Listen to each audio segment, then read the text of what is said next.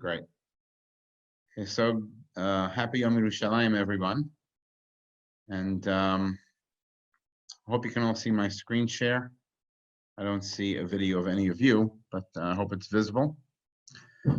And today, I want to discuss something, and it's a really strange topic because as a rabbi, I get more questions about this subject than probably anything else combined. And I'm even understating that. It's probably more. It's ridiculous how many questions. And no matter what the class, no matter what the subject is that you're teaching, people always pipe up and ask questions about Mashiach, because it's something that really we have images of, from our childhood, and what people taught us and spoke about to us as children, and that image really never is developed further. And there's reasons for that. Now, the image that we all have, right, is this miraculous lightning bolt type thing that's going to happen immediately, and the world is going to change. There's going to be rainbows and unicorns, and rivers flowing with honey and oils, and all these images. And the truth is that there really are two views to how Mashiach, or the age of Mashiach, will be ushered in. Now, the first view, the one that most of us have been taught and most of us have in our minds, is a view represented by Rashi and by Tosafot. And it appears in the Gemara in Masechet Sukkah on page 41a. Now, the Gemara is discussing when the Beit HaMikdash will be rebuilt. And there's a conversation about building on Shabbat, if we are allowed or not allowed to construct the Beit HaMikdash on Shabbat. And Rashi says, well, obviously we know that you can't build the Beit HaMikdash on Shabbat. So what's the Gemara even talking about? And Rashi and Tosafot both give that same answer. And Rashi and Tosafot both say the following words. Rashi says, "De'en binyan Beit HaMikdash toch hayom tov." We know the building of Beit HaMikdash cannot override the Isur of Yom Tov, right? But Haneh mileh binyan habanui bidei adam. This is talking about a building that people construct, that is constructed by humans. Aval Mikdash ha'atid, right? Sha'anu misapin. But he says that Beit HaMikdash that we are all hoping for, right? Banui meshuchlal, it's already built, it's already set up.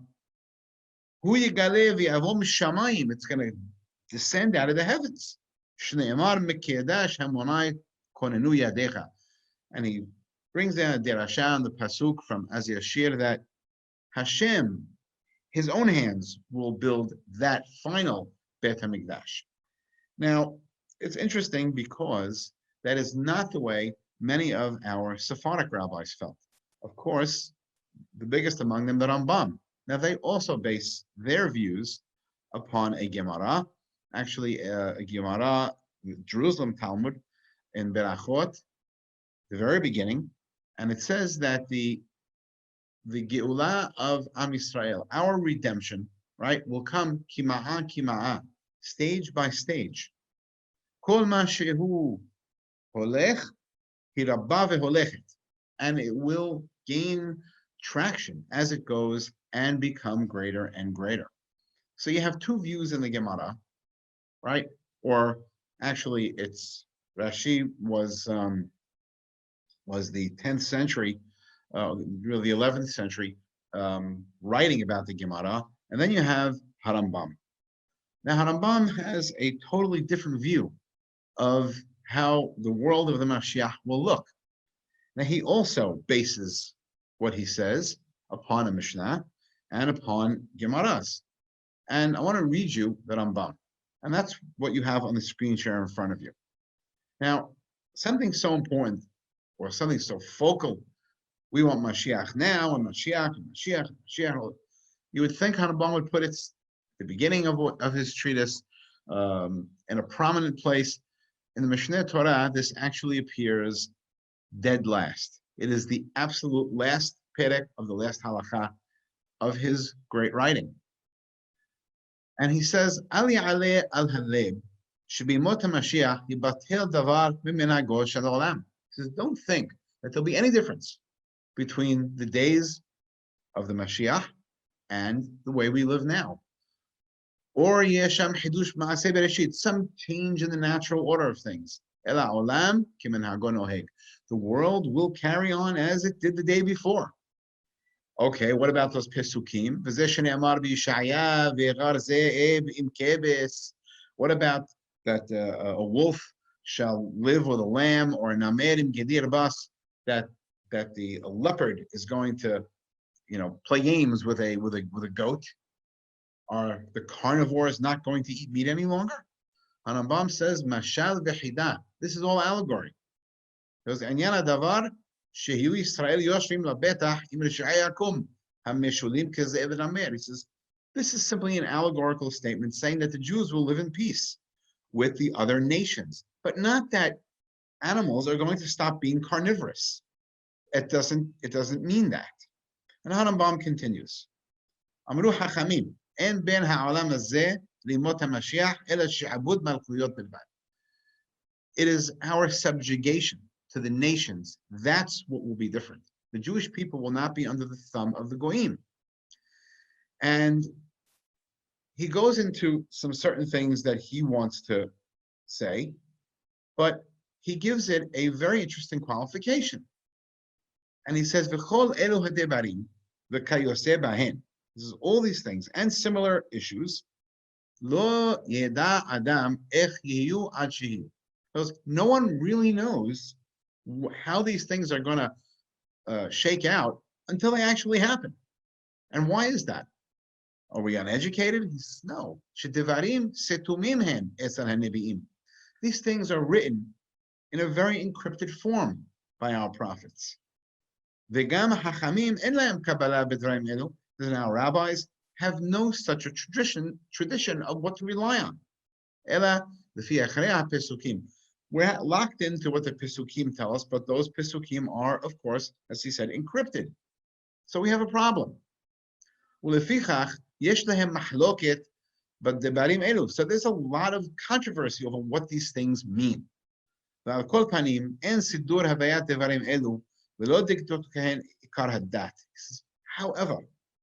please understand that these issues are not a mainstay of our religious existence and should not occupy your every thought about Judaism. You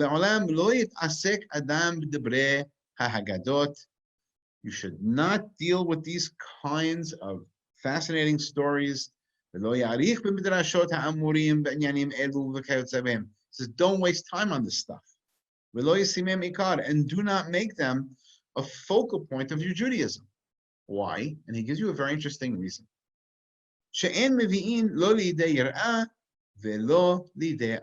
Because these things will not bring you not to fearing God and not to a love of God. It'll just really frustrate you. Now, Harambam goes on and he gives his sort of view or version of what will happen, okay? And his view is, I mean, we're a little pressed for time, but his view is a view of a gradual period, okay? Now I'm going to stop the share for a minute because I have to go and get something else. It came from the same website, so I'm not able to do the double screen share. So bear with me 1 minute. Now the other thing I want to bring you, what I want to deal with is how our Nebi'im dealt with these things. Now, we have several different versions of messianic happenings in the Nebi'im. So our rabbis really did not get this out of the blue either. You know, they also were relying on a tradition, and that tradition was one passed down to them from the Nebi'im. And In the Nevi'im, we have Yehezkel, we have Yirmiyahu, which seem to support the gradual theme. Okay, but the Navi Zechariah certainly does not. In Zechariah Yud Daled, you have one of these very loud rocket ship lightning type things, and it kind of negates itself. Now, getting back to a building coming down from the Shamayim, we know Harambam really doesn't hold that, because even in Hilchot Bet HaBechira, Harambam writes that building the Beit HaMikdash is actually mitzvot aseh. We don't have any mitzvot that are done away with because of miraculous times in the Mashiach. And he says that there will be no difference in the world order. But something that Rambam says I'd like to deal with, and what he said was that dealing with this issue will not bring you any closer to God, not from a level of fearing God, and not from a level of loving God. And that's where I think Yom Yerushalayim plays a tremendous role in this debate. There's a wonderful line that appears in the book of Shemuel. Shaul is facing a major battle, and all of his soldiers have abandoned him. He has about 600 men left. The Pelishtim, Pasuk tells us, en mispar. There's no number. There are countless numbers of Pelishtim. They are armed to the teeth, and Shaul is petrified. What happens is his son Yonatan breaks away from the camp, doesn't tell anyone about it. He goes over to the Pelishtim, and with complete faith in God, he alone attacks them. When the Pelishtim see this, they're not really sure what's going on, and pandemonium breaks out. Panic begins to spread in the ranks. And there's a lot of friendly fire, and the Pelishtim begin to kill each other. Now Shaul, Yonatan's father, is watching from another bluff. And he's having trouble discerning what it is that he's seeing. And he calls over the Kohen and he says, get dressed, put on the Urim v'Tumim. I want to find out, ask God what's happening.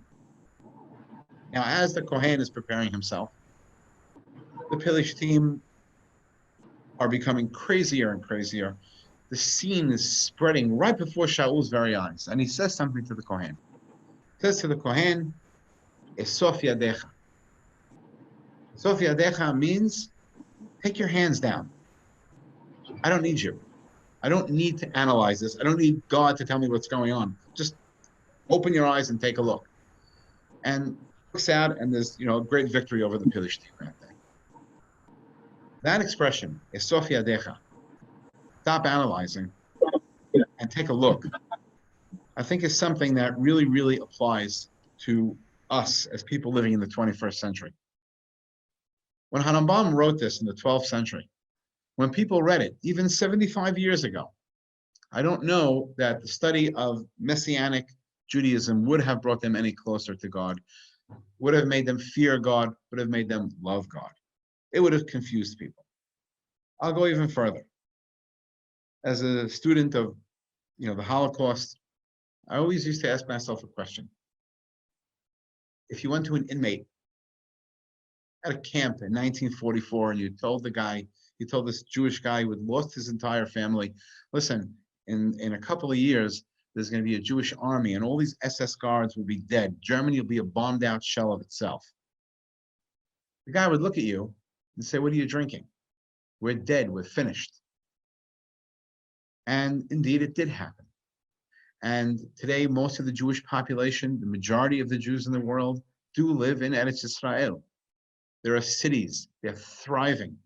The roads are being built all over the place. They're busting out. Every city is overloaded, overflowing. Yerushalayim is close to 1 million people. Yerushalayim never had close to 1 million people, not even near that number. All right, we have all kinds of businesses being started up in Israel. There's tech, and it didn't happen right at once. When the country was born, there was a lot of suffering. And that suffering continued into the 50s. Many people left Israel. Early 60s, it was really not a great place to be. They used to make a joke, hang a sign in the airport. Well, the last one out, please shut the lights. But Israel has come a very, very, very long way. The entire world is open to a person who moves to Israel. It's there today. It's not a caravan ride. You don't have to go by boat. You don't have to cross the Alps. It's going to the airport. It's a 10-hour flight. You don't like coach, you can take a business class seat. It's amazing. We sit in an aluminum tube in a comfortable chair and we're there. And there are millions of organizations willing to help you settle and everything else. It's an incredible thing. So whether or not it's happening the way it actually envisioned, or the way Harambam envisioned, or the images we get from Yirmiyah, Yeshaya, Yehezkel, Habakkuk Hanavi. We say to ourselves today, Esof Yadecha. Look at it for yourself. And understand that you are living in the times of Mashiach. I want to close with something that happened to me a couple of years ago. I was with my wife in Yerushalayim in the end of August, and my son had just moved there, and my daughter Grace had made Aliyah then, and we went to help her settle and find an apartment. And the night before we were going back, it was September 1st, and that's when Israel starts school. That night before school, there was a park in Jerusalem called the San Simon Park. It's a beautiful park in the Katamon neighborhood. And there's tennis courts, basketball courts, there's families having picnics. There was a big soccer game, boys versus girls in the 10th grade. There was 1 million kids running around the park. It was really a beautiful scene. About 7, 8 o'clock in the evening, it's starting to get dark. They're all barbecuing. And I walked around, and we saw this plaque. And I realized that on that spot, many men had given their lives in the War of 1948, the battle for Yerushalayim. The Battle of San Simon was one of the bloodiest battles, and actually a turning point in the battle. And I said, look at this ground. This is hallowed ground. There are people that gave their lives here. Yehudim died. And we walk around and we're playing tennis. And I looked at it as almost like a sacrilege. And my wife looked at me and she said, no, this is Mashiach. There's no white donkeys. There's no fireworks. There's no Ma'amad Har Sinai. It's young people playing in a park, doing something so mundane as a barbecue, in peace and in tranquility on an old battlefield. And several years later, I hit this pasuk that I'm screen sharing with you now, and I actually began to cry, because this pasuk happens every day in Yerushalayim. Now, Adonai Sebaot, whenever it says Sebaot, English they translate it as the Lord of Hosts. I never knew what that meant. The Lord of Hosts means the God of armies. Armies break things and kill people. They change things, they move things. So this God that changes the world when he wants to, what does he say? It will happen in the future that old people will be able, in safety, to be in the streets of Yerushalayim. A man with a cane will be able to walk, even though he's old, without fear. My daughter said she went to a concert last night for Yom Yerushalayim, all socially distanced. And there was an old man stood up and started swinging his cane, and she took a video of it and sent it to me. I said, oh my God, look at this. And the last pasuk here, Urehobot ha'ir yemaleu yeladim v'yeladot, the streets of Yerushalayim will be filled with boys and girls, mesahakim b'rehoboteha, playing in the streets. Now, we see kids playing in the street right here in Brooklyn. You go to any street, there's kids playing. They're playing ball in the street. What's the big deal? The big deal is because kids playing in the street in Yerushalayim is something that was not there for a very long time. And it was something that was talked about over 3,000 years ago by our Nevi'im. And we're living in a time today where we can see it. and feel it. On this Yom Yerushalayim, I want to make an appeal that people who know me are already sick of hearing me say, but L'Shana Haba Yerushalayim, let's make it a reality. Let's see if we can. Let's try and work towards that goal. And if we can't move there, let's try and visit more often. Let's try and invest in Israel. Let's buy an apartment there. Let's see if we could find some business there.